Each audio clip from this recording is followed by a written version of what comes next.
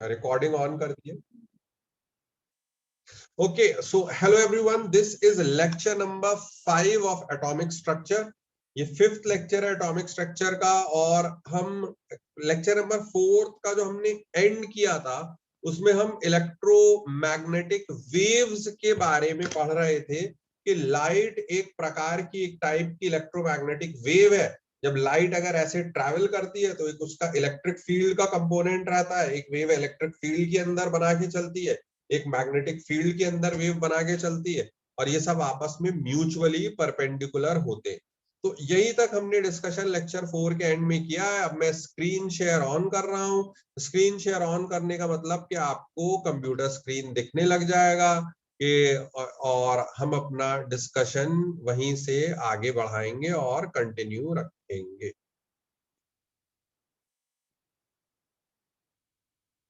ठीक, तो ये देखिए, ये हम जो है वो प्रॉपर्टीज के बारे में पढ़ रहे थे कि वेव किसे कह रहे हैं, वेवलेंथ किसे कह रहे हैं, फ्रीक्वेंसी किसे कह रहे हैं। तो कहाँ तक के लिखा हुआ था भाई?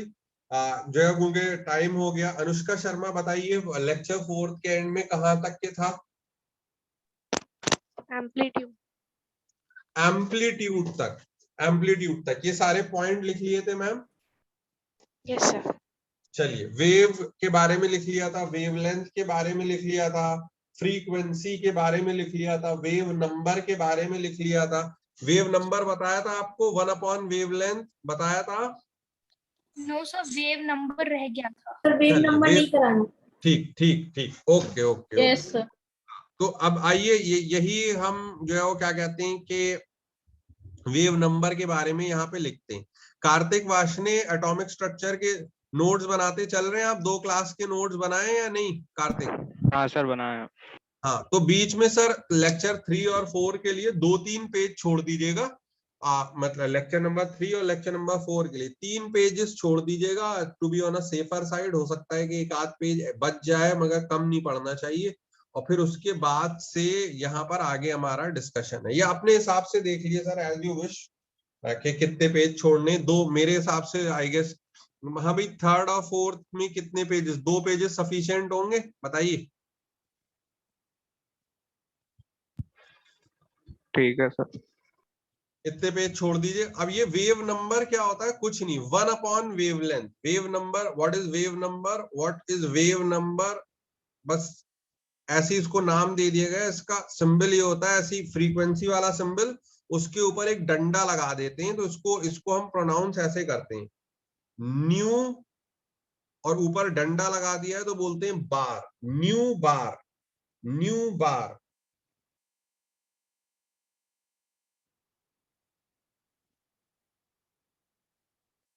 Wave number pronounced as nu. Nu तो उसको आपको बताया था पिछली क्लास में कि इसको बोलते हैं हम न्यू ग्रीक अल्फाबेट है।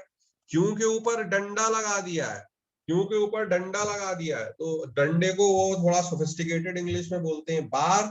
तो overall pronunciation is nu, nu bar. Wave number is defined as 1 upon wavelength. बहुत ही सिंपल सी डेफिनेशन है इसकी, 1 अपॉन वेवलेंथ, या फिर 1 अपॉन लैम्डा, जो कि वेवलेंथ का जो है वो सिंबल है।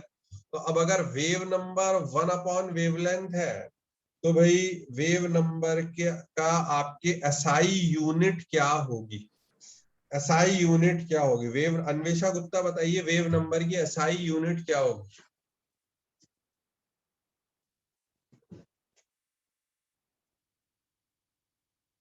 Sir metres. ठीक मैम, मीटर तो एसआई यूनिट वेवलेंथ की होगी ना, 1 अपॉन मीटर होगी ना। Yes sir. वेव देखिए, मीटर एसआई यूनिट किसके लिए होगी? लैम्डा। वेवलेंथ, वेवलेंथ के लिए। मगर हम तो वेव नंबर की पूछ रहे थे ना, तो वेव नंबर की एसआई यूनिट क्या होगी? 1 अपॉन मीटर्स बोलिए या फिर क्या बोलिए? Metres raise to the power -1।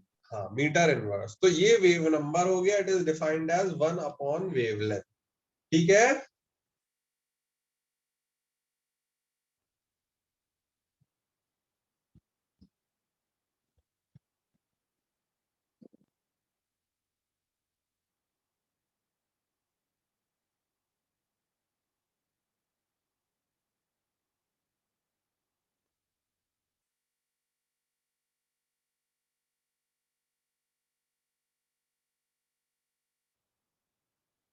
Done. चलिए चलिए, बहुत अच्छी बात है। अब मेरी बात को बहुत ध्यान से समझने की कोशिश कीजिए। ये फॉर्मूला भी हमने ऐसे बचपन में पढ़ा हुआ है कि फ्रीक्वेंसी, कोई काम कितना अकर कर रहा है, frequency, it is also defined as 1 upon time period.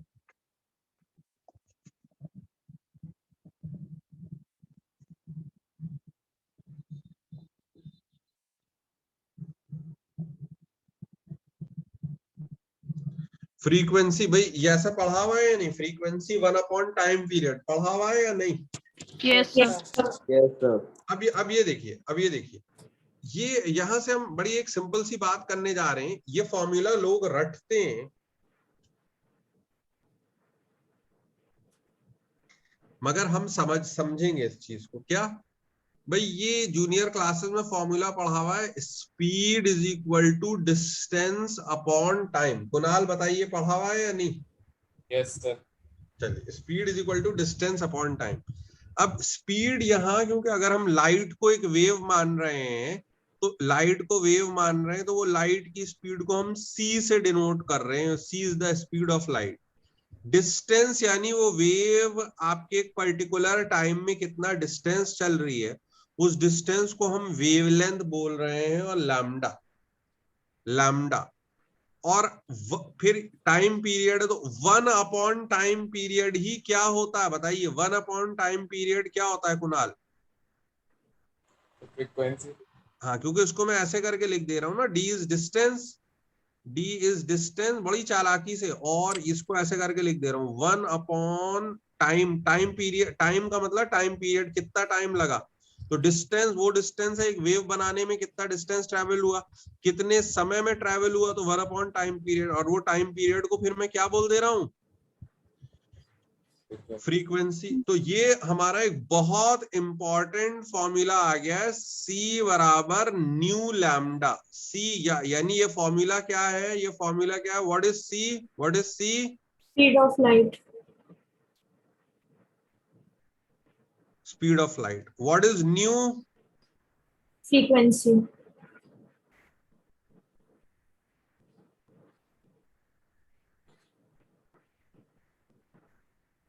And what is lambda? Wavelength. of light.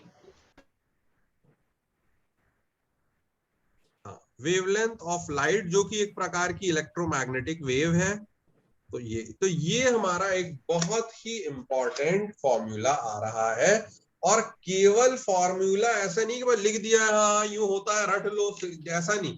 थोड़ा सा एटलीस्ट हमने कोशिश करी है कि समझा पाए कि यार ये फॉर्मूला क्या हो रहा है, कैसे हो रहा है, क्यों आ रहा है, कैसे आ रहा है। एटलीस्ट थोड़ा बहुत लॉजिक देने की कोशिश करी है।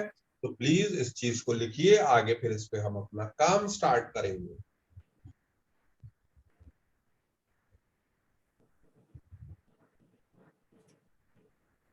कार्तिक लिख रहे हैं आप? कार्तिक? यस सर, लिख रहा हूँ। चलिए, बहुत अच्छी बात है।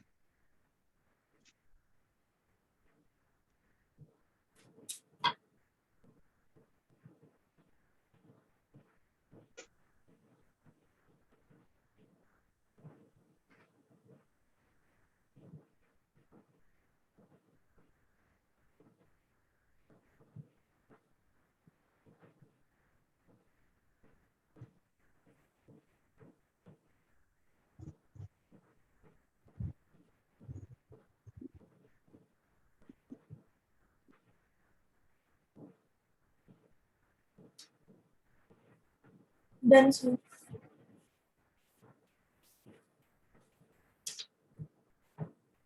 लिखा भाई? नोट डाउन किया? Yes, sir. चलिए, हाँ, अब ये देखिए, ये बात ही यही कर रहे हैं कि स्पीड ऑफ लाइट तो कांस्टेंट रहती है। तो ये क्या पॉइंट लिखा हुआ है? क्या पॉइंट लिखा हुआ है? ये क्या पॉइंट लिखा हुआ है? इसको पढ़ते हैं। हाँ भाई कार्तिक, पढ़िए। डिफरेंट टाइप्स ऑफ इलेक्ट्रोमैग्नेटिक यहाँ रेडिएशन। से सर, यहाँ से जहाँ मैं अंडरलाइन कर रहा हूँ ना, यहाँ से।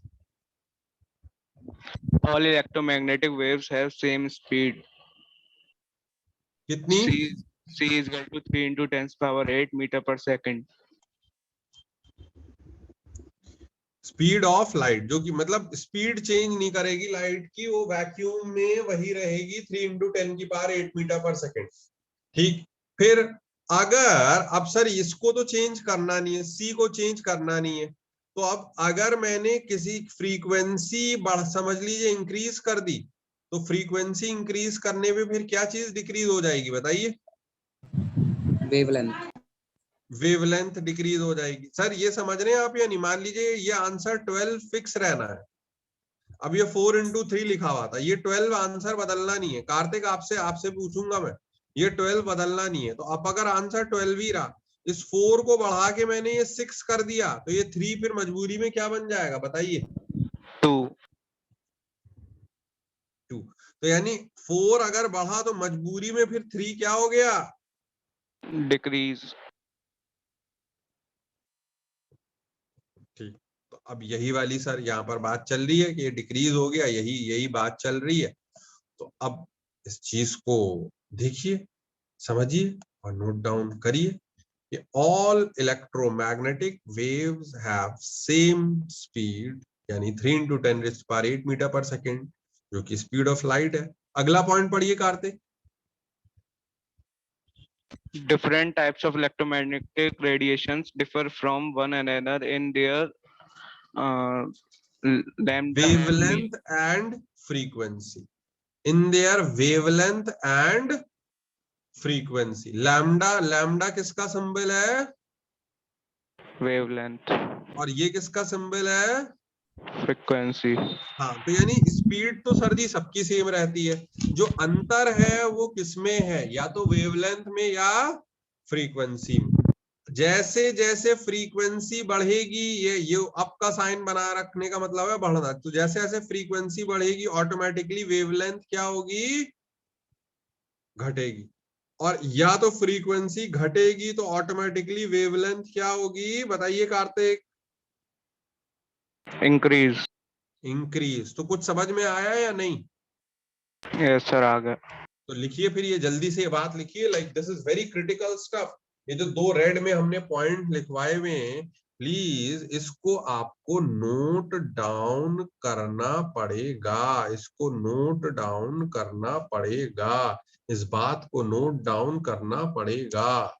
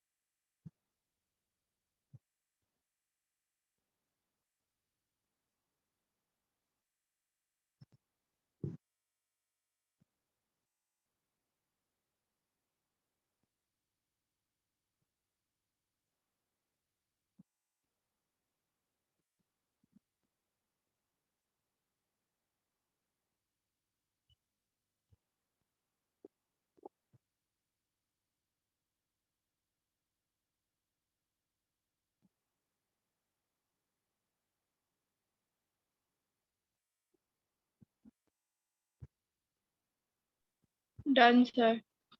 चलिए,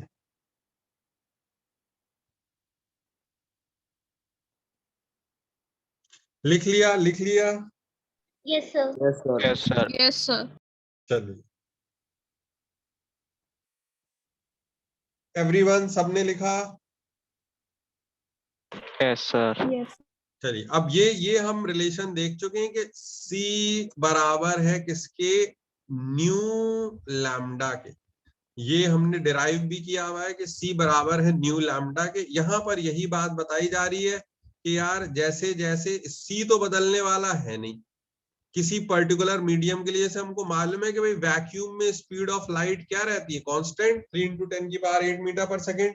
तो अगर जो है वो क्या कहते हैं कि जो अलग अलग वेव्स में अंतर यही है कि फ्रीक्वेंसी किसी की ज्यादा होगी तो वेवलेंथ कम होगी, फ्रीक्वेंसी कम होगी तो वेवलेंथ ज्यादा होगी।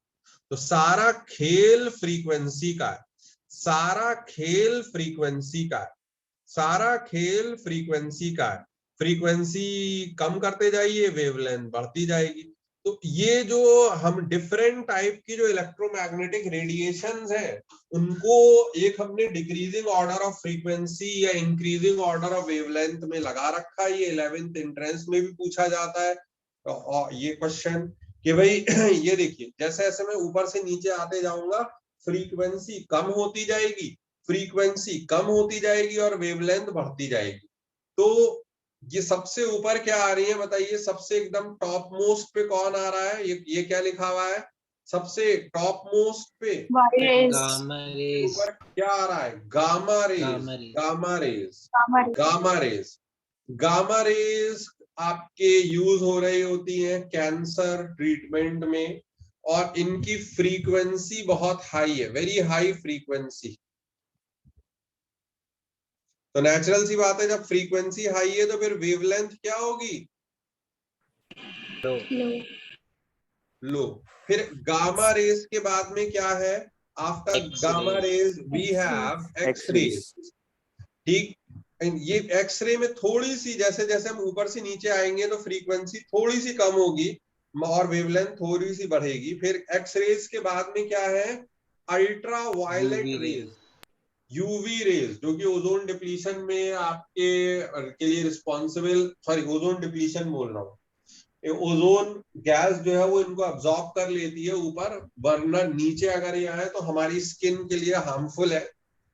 इनका कंपोनेंट रहता है एयर का सनरेज के अंदर। अल्ट्रा वायलेट रेज, शॉर्ट में यूवी रेज। इसके बाद में फिर विजिबल रीजन आ जाता है, उन कलर्स को जिनको हमारी आंखें देख सकती है। यानी बाकी लोगों को वेवलेंथ तो है, वो फ्रीक्वेंसी तो है, मगर हमारी आंखें नहीं देख सकती। उसके बाद में विजिबल रीजन आ जाता है, जिनको हम विजिबल रेज बोलते हैं, visible region of electromagnetic spectrum. वो विजिबल में कौन कौन से आते हैं? देखिए मैंने शॉर्ट से लिखा हुआ है विजिबल में। जेबा बताइए कौन कौन से आते हैं? Violet, indigo, blue, green, yellow, orange, red. हाँ, ये देखिए जानबूझ के ऐसे कलर से बनाए हुए हैं। Violet, V for violet, I for indigo. ठीक, वी से क्या है? वायलेट है,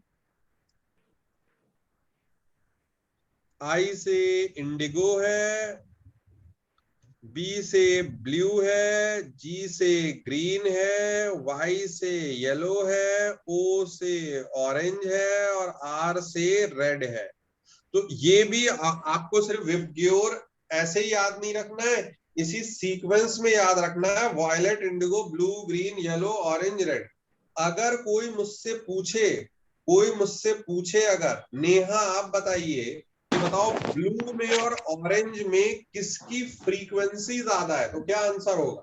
ब्लू में और ऑरेंज में किसकी फ्रीक्वेंसी ज्यादा है नेहा बताइए? सर ब्लू की। कैसे पता आपको, कैसे पता? सर जब हम डाउनवर्ड जा रहे हैं तो वेवलेंथ इंक्रीज हो रही है, तो सर ऊपर वालों की फ्रीक्वेंसी ज्यादा होगी। बहुत अच्छा आंसर, एक्सेलेंट आंसर। कि ऑन गोइंग डाउन, ऊपर से नीचे जाने में जब हमने एक पूरा अरेंजमेंट किया हुआ है तो फ्रीक्वेंसी घटती जा रही है और वेवलेंथ बढ़ती जा रही है। तो बहुत अच्छा इन्होंने आंसर दिया कि ब्लू की फ्रीक्वेंसी ज्यादा होगी और ऑरेंज की फ्रीक्वेंसी कम होगी, या ब्लू की वेवलेंथ कम होगी और ऑरेंज की वेवलेंथ ज्यादा होगी। तो ये violet, indigo, blue, green, yellow, orange, red, ये वो वाला रीजन है जिनको हमारी आंखें देख सकती है, हमारी आंखें देख सकती हैं। ठीक, फिर इसके बाद में रेड के नीचे कौन सा रीजन आ जाता है? Infrared, infrared. इसकी वेवलेंथ और भी ज्यादा होती है। इंफ्रारेड के नीचे फिर क्या आ जाता है? माइक्रोवेव। माइक्रोवेव्स के नीचे क्या आ जाता है? Radio waves. Radio wave. Radio waves के नीचे और क्या आ जाता है? Long radio. Long radio wave, long radio wave. तो ये जो पूरा एक कॉम्बिनेशन है, इस पूरे कॉम्बिनेशन का, इस एक पूरे कॉम्बिनेशन का उन्होंने नाम दे दिया है, जिसको वो कहते हैं इलेक्ट्रोमैग्नेटिक स्पेक्ट्रम। देखिए स्पेक्ट्रम जो है वो एक प्लूर, आपके स्पेक्ट्रम का मतलब होता है कि पूरा रेंज। तो यार डिफरेंट वेवलेंथ की एक रेंज आ गई। जैसे सपोज करिए कि हम किसी शॉप पे जाएं, वहां पर मतलब ठीक है, कोविड वगैरह की वजह से पब्लिक थोड़ा उतना नहीं जा रही, बट आप सपोज करिए किसी बहुत बड़ी दुकान पे जाएं, कोई फंक्शन वंक्शन के लिए आपको कपड़े खरीदने हो अपना, तो वहां आप कहेंगे भाई पूरी रेंज दिखाइए मुझको, बहुत सारे क्लोथ्स दिखाइए, उनमें से मैं सेलेक्ट करूंगा कि कौन सा मुझको परचेज करना है। तो वहां आप उनसे ये भी बोल सकते हैं, show me all the spectrum of dresses which you have, spectrum of clothes which you have. इनकी रेंज अच्छी नहीं है यार, इस दुकान में अच्छा कलेक्शन नहीं है, अच्छी रेंज नहीं है। तो यहाँ पर भी वो इलेक्ट्रोमैग्नेटिक स्पेक्ट्रम कहा जा रहा है। इलेक्ट्रोमैग्नेटिक स्पेक्ट्रम किसको बोल रहे हैं, वो क्या है इलेक्ट्रोमैग्नेटिक स्पेक्ट्रम? हाँ भाई दीपाली पढ़िए। Arrangement of all electromagnetic radiation in increasing order of their wavelength or decreasing order of their frequency is called electromagnetic spectrum. हाँ, तो ये जो अभी हम जिसके बारे में बात कर रहे थे ना, gamma rays, X rays, UV rays, VIBGYOR, infrared, microwave, radio wave, long radio wave, इसी को हम क्या बोलते हैं, इलेक्ट्रोमैग्नेटिक स्पेक्ट्रम। तो खटाखट जो है वो आप छोटी सी हेडिंग डाल लीजिए, सब हेडिंग, इलेक्ट्रोमैग्नेटिक स्पेक्ट्रम क्या होता है, और ये नोट डाउन करिए, इसको नोट डाउन करिए, please note it down.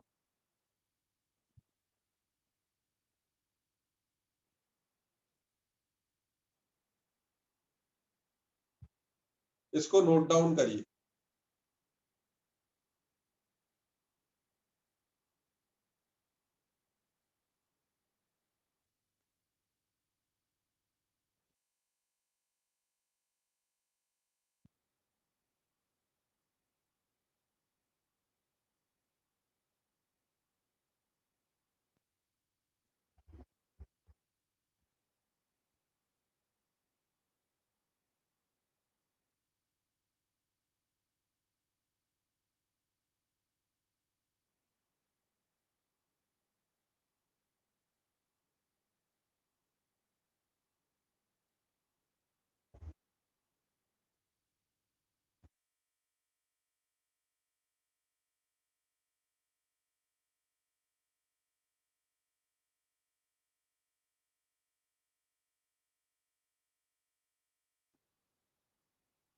Excuse me sir. जी जी बताइए बताइए, प्लीज बताइए। सर ये जो अभी ये जो सारी रेस थी, तो जी सर इनकी जो स्पीड होगी वो सेम ही होगी सभी की? हाँ बिल्कुल बिल्कुल सर, बिल्कुल बिल्कुल बिल्कुल। और हाँ सर, वो जो स्पीड होगी वो लाइट के इक्वल ही होगी या फिर उससे कम हाँ होगी? ऑब्वियसली सर, हम लोग लाइट, ये सब लाइट ही है। हम ईएम वेव्स की बात कर रहे हैं, इन सब की जो स्पीड होगी वो लाइट की स्पीड होगी। बस ये सब भी सर, ये चीज देखिए, बड़ा अच्छा क्वेश्चन पूछा है इन्होंने। सर ये सब लाइट है, violet, indigo, blue, green, yellow, orange, red, इंद्रधनुष के जो कलर है ये सब लाइट है। और sir gamma rays, X rays, UV rays, infrared, microwave, radio wave, long radio wave, ये सब भी लाइट है। ये सब के सब लोग किस स्पीड से चलेंगे? Equal to speed of light. हाँ, बस इनमें अंतर किसका होगा, इनमें डिफरेंस किसका होगा, या तो वेवलेंथ का वेवलेंथ, और या फिर फ्रीक्वेंसी। फ्रीक्वेंसी का, ये डिफरेंस होगा। Either the difference would be that of wavelength और फ्रीक्वेंसी। कुछ बात समझ में आई? Yes sir. चलिए बहुत अच्छी बात है। तो जो आप बोल रहे थे वो सही कह रहे हैं कि ये सब लोग स्पीड ऑफ लाइट से चलेंगे। नोट डाउन करिए इसको, प्लीज नोट डाउन करिए। Yes sir, done. कर लिया, नोट डाउन कर लिया? Yes sir. Yes, sir. Yes, चलिए sir. चलिए तो अब ये यहाँ से इसको भी नोट डाउन करिए। ये जो हमारी different type of electromagnetic spectrum है, सबसे पहले ऊपर से नीचे में देखना है। देखिए जब हम ऊपर हैं तो फ्रीक्वेंसी बहुत हाई है, वेवलेंथ लो है। और जब हम नीचे आ जाएंगे, लॉन्ग रेडियो वेव्स पर आ जाएंगे, तो इनकी वेवलेंथ बहुत हाई हो जाएगी। High wavelength, low frequency.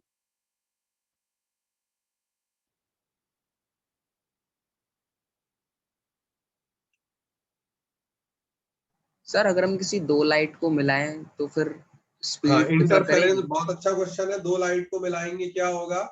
Class 12th physics एक फिनोमेना पढ़ेंगे आप, क्या? क्या लिखा हुआ है ये? इंटरफेरेंस। 12th क्लास में फिजिक्स में इस चीज को पढ़ेंगे कि दो लाइट अगर आपस में मिलती हैं, दो वेव्स आपस में मिलती हैं तो क्या होगा। बहुत इंटरेस्टिंग टॉपिक आएगा इंटरफेरेंस। ठीक है? Yes sir.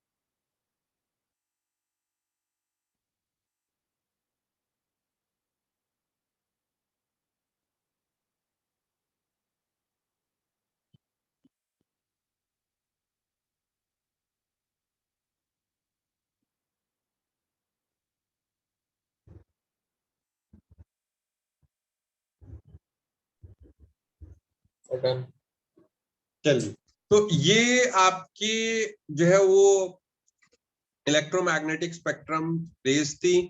ध्यान रहे जैसा कि उन्होंने बताया, इन सब की जो स्पीड है वो 3 × 10⁸ मीटर पर सेकेंड होती है।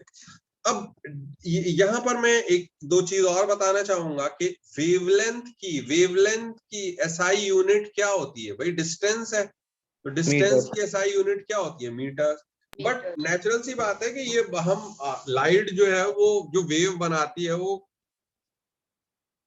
हम जो उसमें यूनिट्स यूज करते हैं उनका हमको थोड़ा सा ध्यान रखना पड़ता है। तो हम जो कुछ यूनिट खासकर वेवलेंथ को एक्सप्रेस करने के लिए यूज करते हैं, एक हम यूज करते हैं एंगस्ट्रॉम। तो एंगस्ट्रॉम क्या होता है? देखिए 1 एंगस्ट्रॉम, उसका सिंबल यूं करके होता है, एंगस्ट्रॉम का ए के ऊपर यूं बिंदु बना हुआ रहता है। तो 1 angstrom is equal to 10⁻⁻10 metres. तो एक यूनिट तो ये रहती है, हमको ध्यान रखना है। ये सिर्फ डिस्टेंस के लिए ही यूज होती है, एंगस्ट्रॉम मेनली डिस्टेंस के लिए ही यूज होती है। तो 1 angstrom is equal to 10⁻⁻10 metre. एक और यूनिट यूज होती है नैनोमीटर। तो 1 नैनोमीटर, नैनो वो किसी के लिए भी यूज कर सकते हैं, ये टाटा नैनो वाला नैनो नहीं है, नैनो का मतलब होता है स्मॉल। तो 1 नैनोमीटर, ठीक, उसका सिंबल में आ जाएगा पहले तो 1 nm। nm means nanometre. ये किसके बराबर है? 10⁻⁻9 मीटर। तो ये दो चीजें आपको याद रखनी होंगी। इंफॉर्मेशन बेस्ड है, नेचुरल सी बात है। केमिस्ट्री में तो बहुत सारी चीजें जानकारी बेस्ड भी आती है, इंफॉर्मेशन बेस्ड भी काफी सारा कुछ सब्सटेंस आता है। पहले पता होना चाहिए, एप्लीकेशन वाला पार्ट तो बाद में आएगा, पहले इंफॉर्मेशन वाला पार्ट।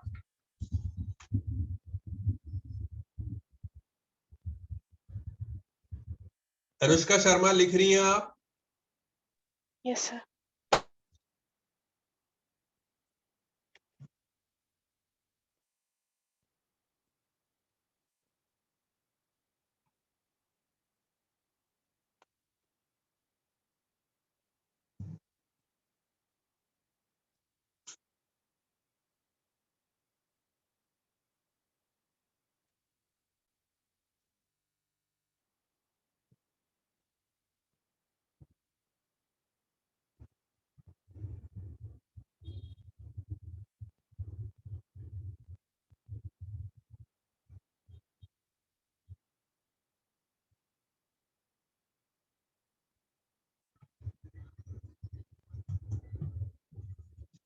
बताइए, आगे बढ़े। Yes sir. अभी देखिए, ये बताने का एक्चुअली में मेरा पर्पस क्या था, वो पूछा जा सकता है। When this question can be asked in competitive exam also, that जो विजिबल रीजन है वो जो हम जिनको हम हमारी आंखें देख सकती हैं, यानी जो हम अगर कोई बायोनिक आई तो है नहीं भाई, हम लोग सुपर ह्यूमन तो है नहीं, वैसे स्पेशल इंस्ट्रूमेंट ऐसे आते हैं कि आप इनके बियॉन्ड भी देख सकें, ठीक, बट नॉर्मल जो इंसान को नेचुरली जो देखने की आपके नेचर ने जो आपकी पावर दी है वो 400 नैनोमीटर से लेके 750 नैनोमीटर, अगर नैनोमीटर में लिखना है तो ये होगा कि भाई फ्रॉम 400 नैनोमीटर से लेके 750 नैनोमीटर, इसके बीच में ये विबग्योर जो रीजन लाई करता है, इतनी वेवलेंथ को हम देख सकते हैं। अगर कोई एंगस्ट्रॉम में लिखना चाहेगा 10 की पावर -10 वाले में, तो 4000 एंगस्ट्रॉम से लेके 7500 एंगस्ट्रॉम इस आपके ये वेवलेंथ में आप देख सकते हैं, आप देख सकते हैं। तो ये आपकी विजिबिलिटी आ रही है, ये आपकी विजिबिलिटी आ रही है जिसको आप नेचुरली देख सकते हैं। ये विजिबल रीजन की प्लीज वेवलेंथ ये आपको पता होनी चाहिए कि अगर आप 400 से 750 नैनोमीटर, ये मैंने वेवलेंथ बताई है, अगर इस बीच में आपकी वेवलेंथ लाई करती है तो यानी you are lying in visible region. 400 से 750 के बीच में आप लाई कर रहे हैं तो आप विजिबल रीजन में लाई कर रहे होंगे। ये बात समझ में आ रही है? Yes sir. चलिए, तो ये एक छोटी सी इंफॉर्मेशन है, ये याद रहनी चाहिए।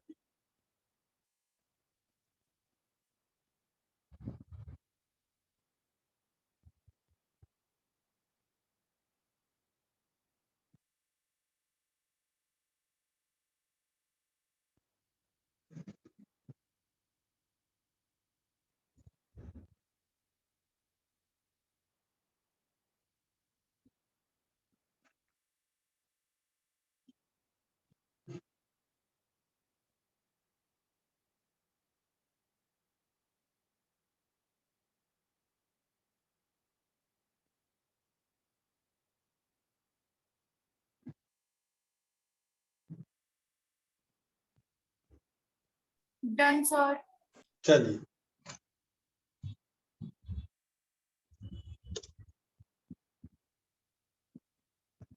आइए भाई एक क्वेश्चन हो जाए, इस पे एक क्वेश्चन हो जाए।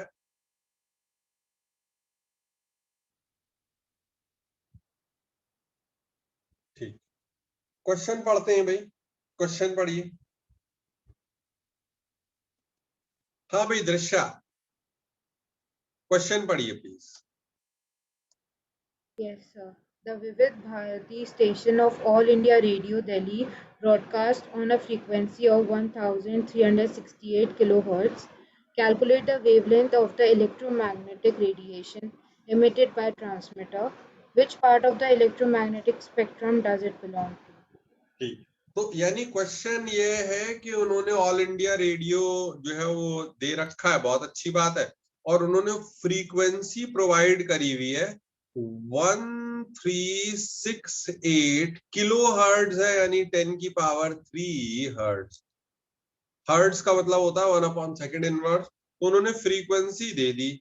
स्पीड ऑफ लाइट तो वो नेचुरल सी बात है कि हमको पता ही रहती है, 3 × 10, वो तो चेंज होने वाली है, यानी 3 × 10⁸ मीटर पर सेकेंड।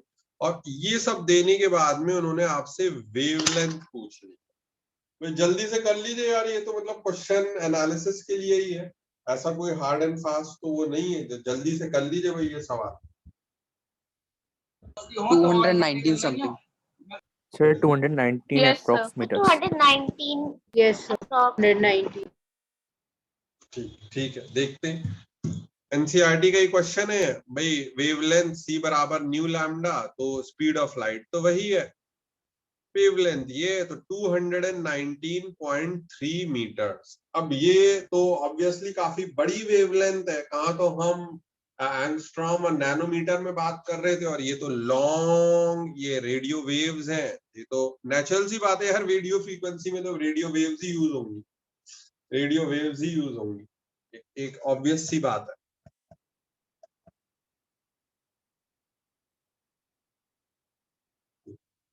तो अब ये एक बेसिक चीज थी हमारी, अब यहां से देखिए बड़ा ही इंटरेस्टिंग डिस्कशन यहां पर आता है कि लाइट को लेके जो है वो लड़ाई चलती रही थी। लड़ाई क्या चलती रही थी कि कुछ ग्रुप ऑफ साइंटिस्ट ऐसे थे, देखिए मैं आपको हिस्टोरिकल पर्सपेक्टिव बताता हूं कि सबसे पहले न्यूटन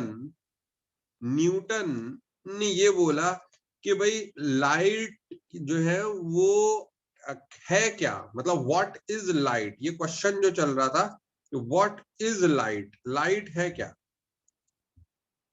इसके बारे में लड़ाई झगड़ा हमेशा से चलता रहा है। तो न्यूटन ने बोला कि भाई लाइट के आपके छोटे छोटे पार्टिकल्स होते हैं, फोटोन। ठीक, नहीं, ये न्यूटन ने नहीं कहा है मैम, फोटोन न्यूटन ने नहीं कहा है। फिर न्यूटन के ही एक कंटेम्पररी थे जिनका नाम था हाइगन्स, क्रिश्चियन हाइगन्स। इनके बारे में फिजिक्स में 12th में पढ़ेंगे। इन्होंने बोला कि लाइट जो है वो एक वेव है, बट न्यूटन अपने टाइम की बहुत ही एकदम टावरिंग पर्सनालिटी थे, तो भाई न्यूटन की बात टालने की हिम्मत किसी में नहीं थी। तो क्रिश्चियन हाइगन्स को की थ्योरी को रिजेक्ट कर दिया गया। बट बाद में फिर से क्रिश्चियन हाइगन्स की थ्योरी रिवाइव हुई और इंटरफेरेंस और यंग्स डबल स्लिट एक्सपेरिमेंट और ये सारे फिनोमेना लाइट को वेव मान के ही एक्सप्लेन होने लगे। तो फिर से लोग समझने लगे कि यार अब जो वो लाइट वेव ही है, न्यूटन उसमें गलत थे। मगर फिर से बाद में जो है वो एक साइंटिस्ट आए और आइंस्टाइन, उन्होंने जो है वो क्या कहते हैं फोटो इलेक्ट्रिक इफेक्ट कराया, तो वो फिर से जो है वो पार्टिकल मान के ही एक्सप्लेन हो सकती है वो वाली थ्योरी। तो अभी के लिए लाइट को कोई डुअल नेचर माना गया है कि लाइट के दोनों ही नेचर है। कुछ ऐसे फिनोमेना है जो कि जो है वो एक्सप्लेन हो सकते हैं पार्टिकल नेचर से, कुछ ऐसे फिनोमेना है जो एक्सप्लेन हो सकते हैं वेव नेचर से। ठीक, तो अब ये क्या लिखा हुआ है, क्या लिखा हुआ है, सिर्फ पढ़ना है हल्का सा, मैं बहुत शॉर्ट में यहाँ पे बताऊंगा इस बारे में, जितनी हमको जरूरत है बस उतना ही बताएंगे। हाँ भाई अनुश्री गुप्ता पढ़िए। Some of the experimental phenomenon such as diffraction and interference can be explained by the wave nature of the electromagnetic radiation. However, following are some of the observations which could not be explained with the help of even the electromagnetic theory of 19th century physics known as classical physics. Number 1, the nature of emission of radiation from hot bodies, black body radiation. Number 2, ejection of electrons from metal surface when radiation strikes it, photoelectric effect. Number 3, variation of heat capacity of solids as a function of temperature. And number 4, line spectra of atoms with special reference to hydrogen. These phenomena indicate that the system can take energy only in discrete amounts. All possible energies cannot be taken up or radiated. ठीक, अब ये सब जो कुछ लिखवाया हुआ है इसमें आपको टेंशन नहीं लेना है। और अभी की बात ये कि कुछ नेचर के ऐसे फिनोमेना है जो लाइट को वेव मान के, वेव थ्योरी एक्सप्लेन कर सकती है, जो लाइट को वेव मान के ही एक्सप्लेन किए जा सकते हैं। वो कौन कौन से फिनोमेना है, उनका नाम, उन फिनोमेना का नाम है इंटरफेरेंस। फिजिक्स में पढ़ेंगे सब 12th क्लास में जाके। पोलराइजेशन,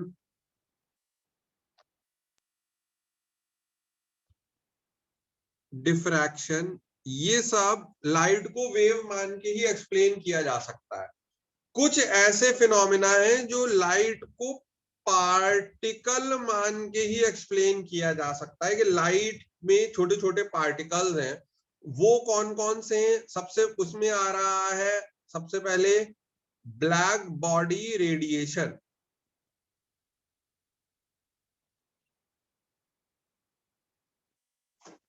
सेकंड नंबर पे आ रहा है जिसपे हम अपना काफी इन्वेस्टमेंट लगाएंगे, वो आइंस्टाइन का photo electric effect.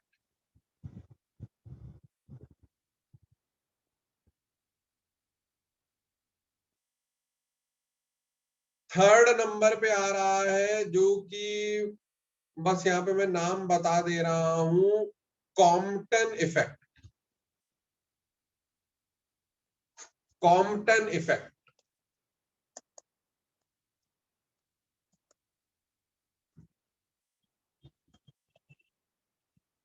Sir reflection और रिफ्रैक्शन भी आएंगे। क्या चीज? रिफ्लेक्शन और रिफ्रैक्शन। ठीक। रिफ्लेक्शन और आपकी वो जो आप बात कर रहे हैं रिफ्लेक्शन और रिफ्रैक्शन की, वो आपके डिफ्रैक्शन का ही एक्सट्रीम केस होंगे। फिजिक्स में वो सारी चीजें हम पढ़ेंगे, फिजिक्स में बताया जाएगा। ठीक। फिर यहाँ पर इन्होंने एटॉमिक स्पेक्ट्रा भी ले लिया है, बट एटॉमिक स्पेक्ट्रा जो है वो क्या कहते हैं कि मतलब कट वो नहीं है, बट हाँ तब भी ले सकते हैं। तो अभी की सिचुएशन ये है, आखिरकार लाइट है क्या, तो अभी हम ये मानते हैं कि भाई लाइट का डुअल नेचर है। डुअल का मतलब होता है दोगुला, दोनों काम है। जहां कुछ ऐसे फिनोमेना है जो वेव एक्सप्लेन कर पाते हैं, कुछ ऐसे फिनोमेना है जो पार्टिकल एक्सप्लेन कर पाते हैं। तो इस चीज को वेव थ्योरी किन किन को एक्सप्लेन करती है, पार्टिकल थ्योरी किन किन को एक्सप्लेन करती है, इनको ऐसे करके लिख लें।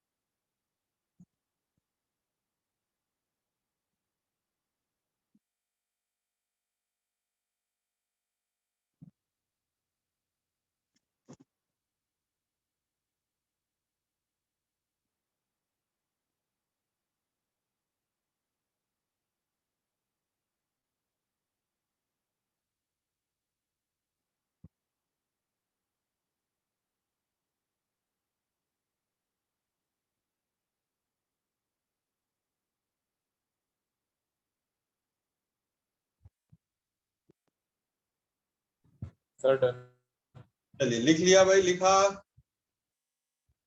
Yes sir. Yes, sir. बहुत अच्छी बात।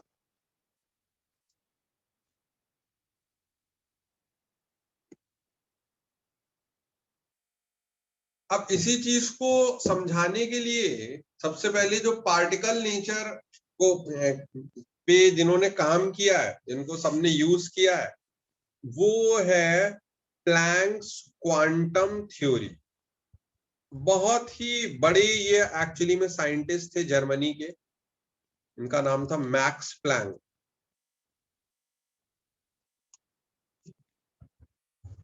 तो इन्होंने ही क्वांटम थ्योरी दी थी। तो लिखिए Planck's quantum theory, Planck's quantum theory.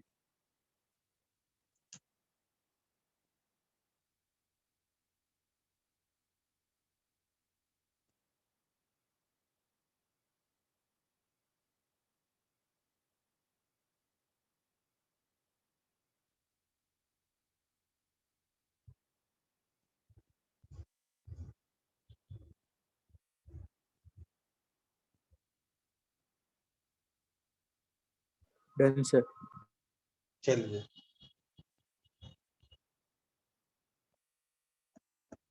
अब यहाँ पे पॉइंट क्या है, प्लैंक्स क्वांटम थ्योरी के पॉइंट क्या है? ठीक, एक एक करके हमको पॉइंट पढ़ना है और समझना है। एक एक करके पॉइंट पढ़ना है और समझना है। तो पहला पॉइंट क्या है, आइए भाई पढ़ते हैं। पहला पॉइंट क्या है?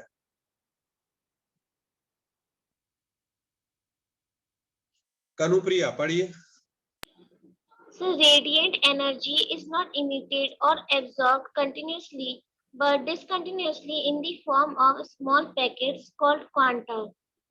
ठीक, तो कोई भी जैसे सपोज करिए कि कोई आप टॉर्च जलाएंगे या बल्ब जलाएंगे, लाइट जलाएंगे, एलईडी जलाएंगे, तो उससे जो रोशनी आ रही है, जो एनर्जी एमिट हो रही है, वो कोई आपके कंटिन्यूअसली वहां से वेव नहीं निकल रही है, बट छोटे छोटे आपके पार्टिकल्स निकल रहे हैं लाइट के। उन्हीं पार्टिकल्स को उन्होंने क्या नाम दिया? क्वांटा, या फिर अगले पॉइंट में हम पढ़ेंगे कि फोटोन। अगला पॉइंट पढ़िए। Each quanta is associated with definite amount of energy. Term photon is used for quanta of light. हर जो आपके एक छोटा सा पार्टिकल निकाल रहे हैं वो उसकी डेफिनेट अमाउंट ऑफ एनर्जी है, और उसको वो फोटोन वर्ड यूज किया है लाइट का जो छोटा सा पार्टिकल है उसके लिए। ठीक, जो एनर्जी है आपके फोटोन की वो डायरेक्टली प्रोपोर्शनल है फ्रीक्वेंसी के। जो एनर्जी है फोटोन की वो डायरेक्टली प्रोपोर्शनल है फ्रीक्वेंसी के। प्रोपोर्शनैलिटी का जब हम साइन हटाते हैं तो एक कांस्टेंट क्वांटिटी आती है, उसका सिंबल है H। ऑब्वियसली इसको हम साइंटिस्ट को रिस्पेक्ट देने के लिए क्या नाम देंगे? Planck's constant. Planck's constant. ठीक, कोई भी बॉडी जो है वो अगर मतलब ये सारे पॉइंट में अभी एक्सप्लेन करूंगा, समझाऊंगा। अ बॉडी कैन एमिट और absorb energy only in integral multiple of hν, यानी एक hν अगर उसे 2 hν फेंकनी है तो hν के 2 फोटोन निकालेगा। अगर उसको 3 hν फेंकनी है तो hν के 3 फोटोन निकालेगा। फ्रैक्शनल वैल्यूज में वो एमिट या एब्जॉर्ब नहीं कर सकते। तो ये प्लैंक्स ने अपनी क्वांटम थ्योरी दी थी। ठीक, उस जो आपके जो प्लैंक्स कांस्टेंट है उसकी वैल्यू यही है 6.626 इंटू 10 की पावर माइनस 34 जूल सेकेंड। इन सब के बारे में भी हम बात करेंगे।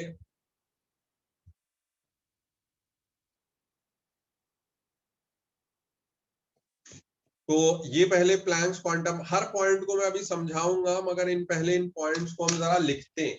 तो पहले 1 2 3 4 जो ये पॉइंट्स हैं इनको प्लीज लिखिए, फिर हर पॉइंट को हमको समझना भी है और उस पे जो है वो टाइम इन्वेस्ट करेंगे, इसको समझेंगे भी, हर पॉइंट को समझेंगे।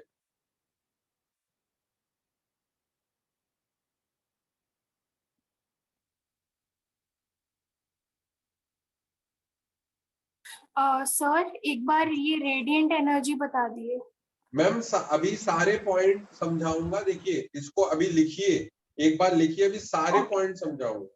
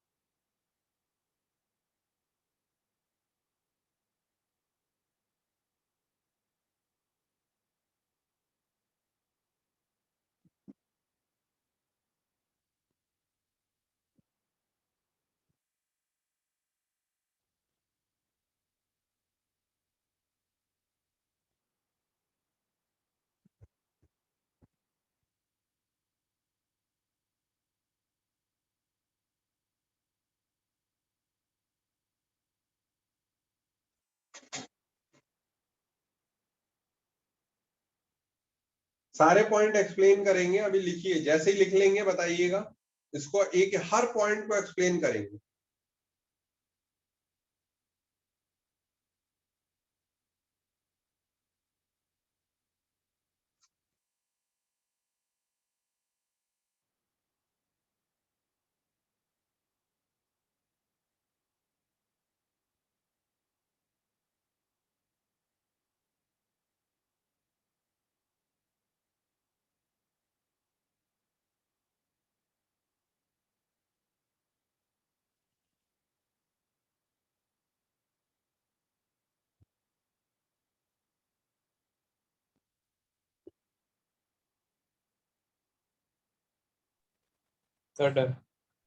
ठीक, अब देखिए क्या कहा जा रहा है, कैसे बोला जा रहा है कि किस क्या ये बात करने की कोशिश कर रहे हैं।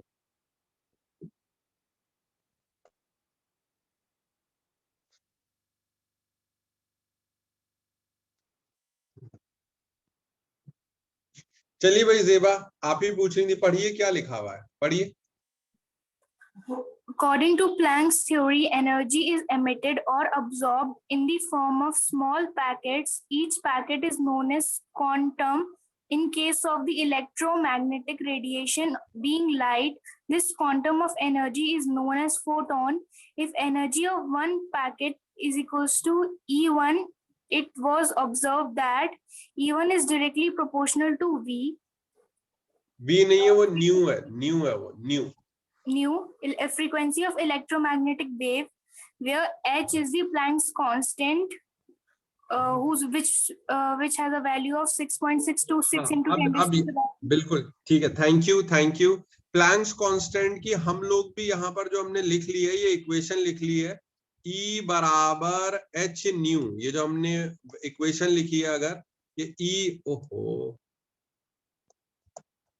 E जो है वो प्रोपोर्शनल था न्यू के, फ्रीक्वेंसी के, E प्रोपोर्शनल था, एनर्जी प्रोपोर्शनल थी फ्रीक्वेंसी के, प्रोपोर्शनैलिटी का साइन हटता है तो कांस्टेंट आता है, तो कांस्टेंट फिर क्या आया, प्लैंक्स कांस्टेंट। सबसे पहले डायमेंशन की बात करते हैं, डायमेंशन को समझना जरूरी है। तो प्लैंक्स E बताइए, E तो एनर्जी है, तो एनर्जी की SI यूनिट क्या होती है, एनर्जी की SI यूनिट क्या होती है, जूल्स। फिर फ्रीक्वेंसी की SI यूनिट वैसे तो वो हर्ट्ज बोलते हैं, मगर क्या है, 1/2 सेकेंड, हर्ट्ज तो वही है ना, 1/2 टाइम पीरियड यानी 1/2 सेकेंड। अब ये इधर चला जा रहा है, यानी प्लैंक्स कांस्टेंट जो h है उसकी SI यूनिट क्या हो गई, joules into second, joules into second, joule second उधर चला जाएगा ना, जूल्स इनटू सेकंड। तो h की जो वैल्यू है प्लैंक्स कांस्टेंट की वो यही है, 6.626, बहुत छोटी वैल्यू है, इनटू 10⁻⁻34 जूल्स इनटू सेकंड, ये है। तो ये Planck's constant h is known as Planck's constant, proportionality का साइन हटा के जो कांस्टेंट आता है तो h is known as Planck's constant, और ये उसकी वैल्यू है। उसको करिए भाई, नोट डाउन करिए।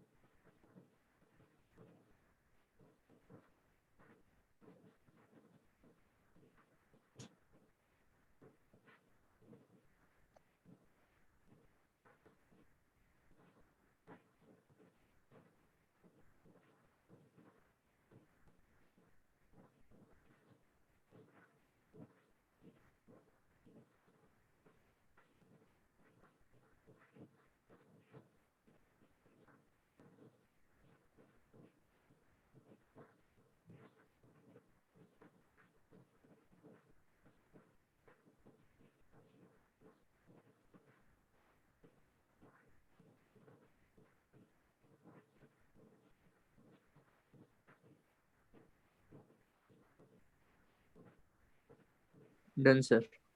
लिख लिया, लिखा। अब देखिए ये एक्चुअली में बात क्या कही जा रही है, ये कैसे बात ये क्या कह रहे हैं कि जो एनर्जी, कोई भी चीज एनर्जी जो एमिट करती है, वो एब्जॉर्ब करती है, वो कंटिन्यूअसली नहीं करती, बल्कि डिसकंटिन्यूअसली करती है, कंटिन्यूअसली नहीं करती बल्कि डिसकंटिन्यूअसली करती है। इन दोनों पॉइंट में बहुत बड़ा डिफरेंस है, कंटिन्यूअस और डिसकंटिन्यूअस में बहुत बड़ा डिफरेंस है। ये देखिए कंटिन्यूअस और डिसकंटिन्यूअस का डिफरेंस क्या है। सपोज करिए कि मेरे पास में ये कोई एक ऐसा बड़ा सा टैंकर है, मुझे इसमें पानी भरना है। तो पानी भरने के इसमें दो मेथड हो सकते हैं। एक तो मेथड ये हो सकता है कि हमारे पास में होस पाइप था, और यहां से हमने जो है वो क्या कहते हैं, एक पाइप लगाया और पाइप यहाँ लगा के छोड़ दिया लाके, अब इससे पानी आ रहा है धीरे धीरे और इसमें पानी भर रहा है। तो हमने वो पाइप लगा के छोड़ दिया, इसमें धीरे धीरे पानी भरता रहेगा और राइस करता रहेगा। बताइए भाई देवा, समझ में आ रहा है?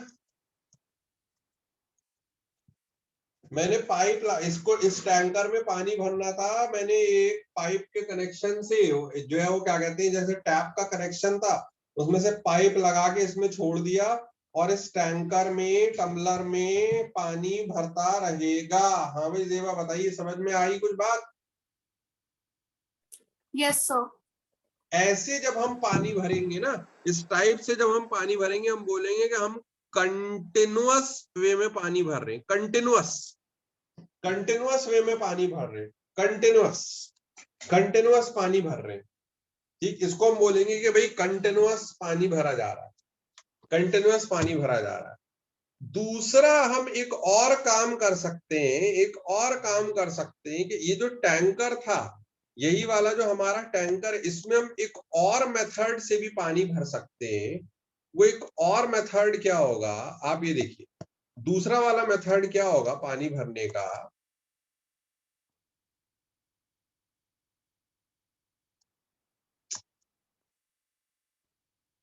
The other method would be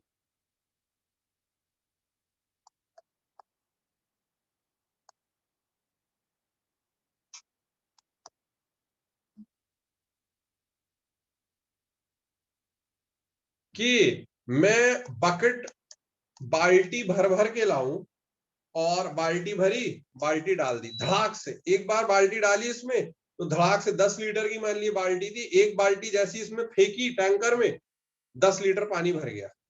फिर एक दूसरी बाल्टी भर के लेकर आया धड़ाक से, फिर से बाल्टी भर के डाली, फिर से और 10 लीटर पानी भर गया तो 20 लीटर हो गया। फिर से एक बार फिर से बाल्टी भर के लेकर आया, बाल्टी इसमें यूं करके डंप करी, धड़ाक से 10 लीटर और पानी भर गया। तो अगर मैं ऐसे पानी भर रहा हूं बाल्टी में, तो वो फिर पानी भरना क्या कहलाएगा बताइए? डिसकंटिन्यूअस। तो ये इसके लिए एक और भी वर्ड है कि भाई डिस्क्रीट, अलग अलग डिस्क्रीट वे में पानी भर रहा है कि 10 लीटर, फिर आया एकदम से 20 लीटर, फिर आया एकदम से, अब हो गया 30 लीटर। डिस्क्रीट वे में पानी भर रहा है। फिर ये देखिए, सपोज करिए जो ये क्वांटा जो वर्ड है ना, क्वांटा वर्ड का मतलब होता है स्टेप्स। सपोज करिए कि भाई आपको स्टेयर्स चढ़ना है, तो यार कोई ये होगा कि वो एक स्टेयर चढ़ लेगा, कोई बहुत ज्यादा ठीक है वो लंबी लंबी अपने पैर चलाता है तो वो इकट्ठे 2 स्टेयर्स चढ़ लेगा।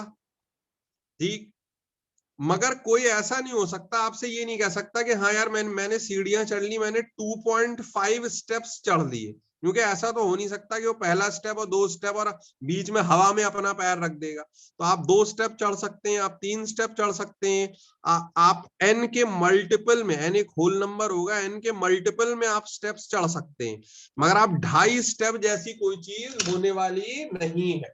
ये चीज समझ में आ रही है या नहीं बताइए? दृश्य समझ में आ रहा है? यस। हमको जो है वो होल नंबर में ही हम यहाँ सीढ़ियां चढ़ सकते हैं, पार्शल वाले उसमें मैं बीच में हवा में पैर नहीं रख दूंगा अपने, it is not possible for me. तो उसी चीज को यहाँ पर कहा जा रहा है कि भाई जो एनर्जी कोई भी बॉडी, मान ली जब वो वेवलेंथ अपने जो वहां से एनर्जी फेंक रही है, लाइट फेंक रही है कोई चीज, या कोई भी चीज लाइट एब्जॉर्ब कर रही है, तो वो कंटिन्यूअसली ये काम नहीं करेगी, बल्कि वो फोटॉन्स फेंकेगी डिसकंटिन्यूअस वे में, छोटे छोटे एनर्जी के पैकेट्स जिनका नाम होगा फोटॉन। हर जो फोटॉन फेंका जा रहा होगा उसकी कोई पर्टिकुलर फ्रीक्वेंसी होगी और उसी वो प्रोपोर्शनल होगी एनर्जी उसकी फ्रीक्वेंसी के। E बराबर, फिर वो प्रोपोर्शनैलिटी का साइन आएगा तो E बराबर h न्यू हो जाएगा, h कहलाएगा प्लैंक्स कांस्टेंट। और लास्ट पॉइंट ये है कि कोई भी बॉडी जो एब्जॉर्ब करेगी या एमिट करेगी वो h न्यू के मल्टीपल में ही करेगी, यानी h new, 2h new, 3h new. वो फ्रैक्शन में वो काम नहीं कर सकती, वो फ्रैक्शन में वो ऐसा काम नहीं कर सकती। अब ऑब्वियसली इसको हमको और समझना रहेगा, इस पे हमने न्यूमेरिकल्स काफी अच्छे अच्छे तैयार किए हुए हैं, एनसीईआरटी में भी न्यूमेरिकल्स दिए हुए हैं। ये पढ़ने का जो भी है हमारी प्लैंक्स क्वांटम थ्योरी, इसको पढ़ने का क्या फायदा होगा और कैसे हम इसको समझ पाएंगे, तो वो हम अगली क्लास में अपना डिस्कशन कंटिन्यू रखेंगे।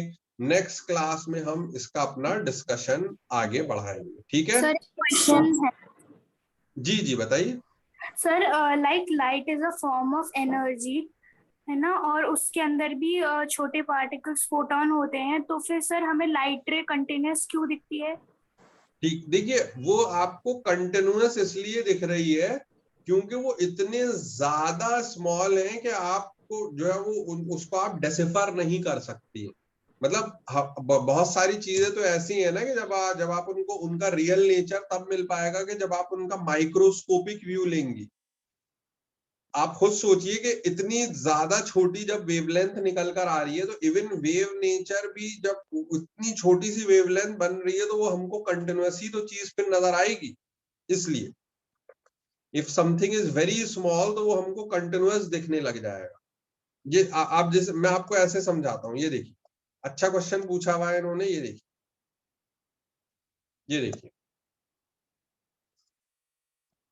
मैम को किसी चीज की वेवलेंथ ऐसे बन रही हो, बहुत ध्यान से देखिएगा, ऐसे वेवलेंथ बन रही हो, तो अब वो इतनी छोटी वेवलेंथ बन रही है कि आपको इसका बिल्कुल जो मोशन है वो ऐसे नजर आ रहा होगा कि वो बिल्कुल किसकी तरह बिहेव कर रहा है, पार्टिकल की तरह, और इसीलिए वो आपको एकदम कंटिन्यूअस नजर आ रहा होगा।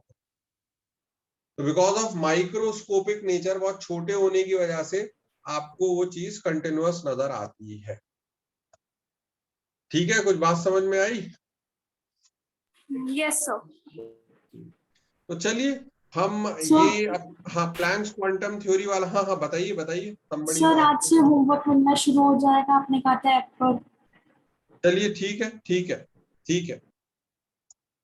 अभी आज मुझको एक काम करना था, पहले टेस्ट पेपर का डिस्कशन वाला वीडियो डालना था, फिर उसके बाद में मैं होमवर्क दूंगा आपको। ठीक? Okay sir. ठीक है, thank you. Thank you sir. Thank you sir. Sir वो वीडियो तो आप ऐप पे अपलोड